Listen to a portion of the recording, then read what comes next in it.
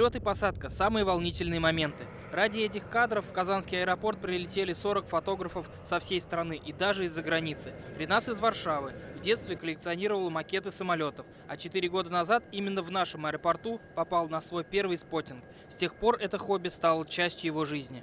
Самое интересное было сфоткать в Гамбурге белугу. Это самолеты, которые имеют большой такой корпус, который возит части самолетов других для производства. И на самом деле это очень редкая птица. И когда ты видишь, какой он огромный и так неожиданно появляется, это прям эмоции зашкаливают в этот момент. Тысячи кадров за один день, но в коллекцию попадут лишь единицы. Кто-то потом продает снимки, но большинство споттеров снимают исключительно для себя. Любые события, которые связаны с авиацией, тем более в таком замечательном месте, в такую замечательную погоду, они не могут не притягивать. И всегда, когда я оказываюсь рядом с аэродромом, вижу летящий самолет, мне хочется его снять. У каждого споттера есть свой Моби Дик, заветный самолет, который он мечтает поймать в кадр, и готов лететь за тысячи километров через всю страну.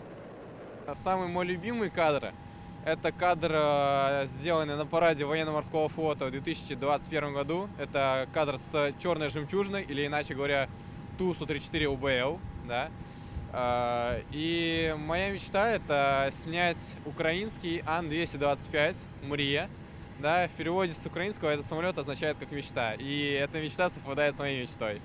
Каждый споттер мечтает запечатлеть особенный самолет. Например, этот Boeing 737 с уникальной окраской. Многие искали его по разным аэропортам страны и поймали сегодня в Казани. Наш аэропорт проводит такую фотоохоту 2 раза в год, уже 9 лет подряд. В феврале в честь Дня гражданской авиации России и летом. Иван Сарафанов, Игорь Романов, ТНВ, Казань. Закажи рекламу на ТНВ. Телефон в Казани 5 705 100.